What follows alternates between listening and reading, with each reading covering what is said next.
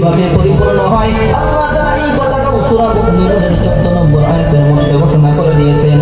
আল্লাহ তাআলা বলেন সুম্মা খালাকনাল নুতফাতা আলাকাতান ফাখালাকনাল আলাকাতা মুদগাতান ফাখালাকনাল মুদগাতা ইযামান ফাকাসাওনাল ইযামা লাহমা।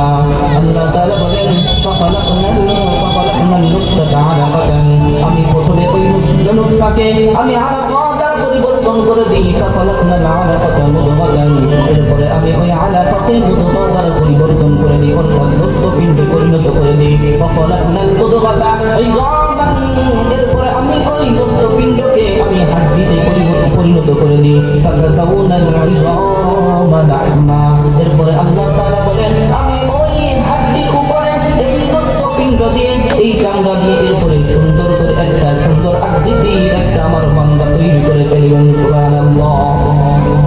সমস্ত কিছুই আল্লাহ তাআলা বিস্তারিতভাবে কোরআনের মধ্যে বলে দিয়েছেন। আল্লাহ তাআলা আমাদের কিভাবে অস্তিত্ব নিয়ে আসলেন, কিভাবে আমাদেরকে সৃষ্টি করেছেন, সমস্ত কিছুই আল্লাহ তাআলা বলে দিয়েছেন। এরপরে আল্লাহ তাআলা বলেন যখন মানুষকে আমি এইভাবে কি করলাম, তখন আল্লাহ তাআলা বলেন আমি তার দুইটা চক্ষু দিলাম, ঠোঁট দিলাম, একটা জিহ্বা দিলাম, যাতে এই সমস্ত জিনিস দ্বারা আমার বান্দা দুনিয়ায় গিয়ে সমস্ত কাজকর্ম করতে পারে। আল্লাহ তাআলা সূরা ফালাদের 8 এবং 9 নম্বর আয়াতের মধ্যে বলেন আলাম নাজআল লাহু আইনাইনি ওয়া লিসানান ওয়া শাফাতাইন। আল্লাহ তাআলা বলেন আলাম নাজআল লাহু আইনাইন, আমি তাকে দুইটা চক্ষু দান করলাম, ওয়া লিসানান ওয়া শাফাতাইন, এবং একটি ওয়া লিসানান একটি জিহ্বা দিলাম, ওয়া শাফাতাইন দুইটা ঠোঁট দিলাম। এই চক্ষু দুইটা দিলাম দুনিয়ার মধ্যে আমার সৃষ্টিগুলো উপভোগ করার জন্য, দেখার জন্য।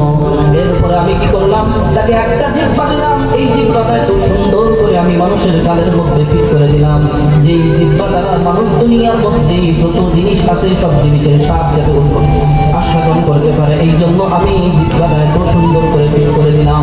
যদি এই জিহ্বার মধ্যে যদি কোনো মানুষ কোনো ধরনের বস্তু দেয়, তাহলে ওই জিহ্বাটার সাথে সাথে কারেন্টের মতো সাথে সাথে বলে দিতে পারবে এই জিনিসটা টক, ঝাল না মিষ্টি না তিতা, কোন ধরনের স্বাদ সাথে সাথে বলে দিতে পারবে।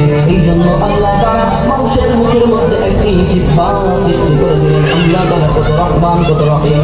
এই জন্য আল্লাহ তাআলা বলেন আলহামদুলিল্লাহি রাব্বিল আলামিন আর-রাহমানির রহিম। এই জন্য আল্লাহ তাআলা বলেন সমস্ত প্রশংসা একমাত্র আমি আল্লাহ তাআলার জন্য।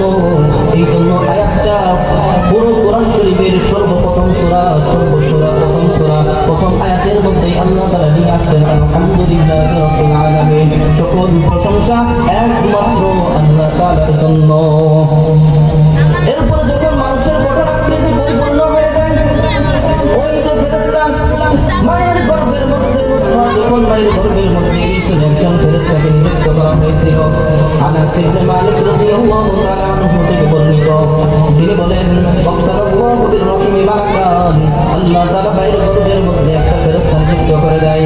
ওই ফেরেশতা ফায়াকুলু আই রাব্বি নুতফাতুন আই রাব্বি আলাকাতুন আই রাব্বি মুদগাতুন, ওই নুতফাটা 40 দিন পর্যন্ত ওই নুতফা অবস্থায় থাকে, এরপরে আবার 40 দিন পর্যন্ত আলাকা অবস্থায় থাকে, এরপরে আরো 40 দিন পর্যন্ত মুদগা পর্যন্ত থাকে। এরপরে আল্লাহ রাসূল বলেন ফাইদা আরাদাল্লাহু আন ইয়াকযিয়া খালকাহা, যখন আল্লাহ তাআলা সেই সৃষ্টিটাকে পরিপূর্ণ করতে চান, তখন ওই ফেরেশতার কাছে মেসেজ দিয়ে দেয় যে তুমি তাকে পরিপূর্ণ করে দাও। তখন ওই ফেরেশতা আল্লাহ তাআলার কাছে জিজ্ঞাসা করে ইয়া রাব্বি আযাকারা আন উনসা আসাঈদুন আম শাকিয়ুন ফামাল রিজকু ফামাল আজাল ফায়ুকতাবু কাযালিকা ফি বাতনি উম্মিহি। ওই ফেরেশতা আল্লাহ তাআলার কাছে বলতে থাকে আযাকারা আন উনসা, আপনার এই বান্দাটা পুরুষ হবে নাকি মহিলা হবে? আশাকিয়ুন আম সাঈদুন, সেই দুনিয়াতে যাইয়া সৌভাগ্যবান হবে নাকি দুর্ভাগ্যবান হবে? ফামাল রিজকু, সেই দুনিয়ায় যাইয়া কি রিজিক ভক্ষণ করবে, কি রিজিক সে উপার্জন করবে? ফামাল আজাল, দুনিয়ায় গিয়া সে কতদিন পর্যন্ত জীবিত থাকবে? এই সমস্ত জিনিস আল্লাহ তাআলার কাছে শুনে ওই সমস্ত জিনিস ফায়ুক্তাবু, ওই মায়ের গর্ভের মধ্যে ওই আল্লাহ তাআলার বান্দার জন্য লিখিত অবস্থায় হয়ে যায়। অন্য হাদিসের মধ্যে আসছে ওই সময় ওই ফেরেশতা ফুৎকার দিয়ে কাযালিকা ফি বাতনি উম্মিহি, তার মায়ের গর্ভের মধ্যে ওই অবস্থায় রেখে দেন। এরপর আল্লাহ তাআলা সূরা হজের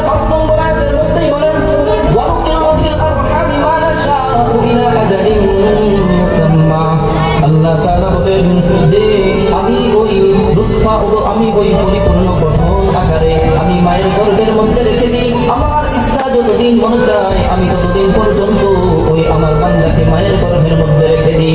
এরপরে আল্লাহ তাআলা তার পরবর্তী অংশের মধ্যে বলেন সুম্মা নুখরিজুকুম তিফলা, এরপরে আমি ওই সন্তানকে মায়ের গর্ভ থেকে শিশু অবস্থায় দুনিয়াতে আমি নিয়ে চলে আসি। আমি কত মহান, আমি কত শ্রেষ্ঠ। এই জন্য আল্লাহ তাআলা ওই পবিত্র কোরআনের পাকের 30 পাক কোরআন শরীফের মধ্যে সর্বপ্রথম সূরা সূরাতুল ফাতিহা এর প্রথম আয়াতের মধ্যে আল্লাহ তাআলা ঘোষণা করে দিলেন আলহামদুলিল্লাহি রাব্বিল আলামিন। সকল প্রশংসা ওই আল্লাহ তাআলার জন্য, যেই আল্লাহ তাআলা আমাদেরকে এত সুন্দর করে সৃষ্টি করলেন, এত সুন্দর করে এই দুনিয়াটার সাজাইলেন, সমস্ত কিছুই আল্লাহ তাআলা ব্যবস্থা করলেন। এই জন্য আল্লাহ তাআলা পবিত্র কালামে পাকের মধ্যে নিজের প্রশংসা নিয়েই পবিত্র কালামে পাক শুরু করলেন। বহু সুবহানাল্লাহ।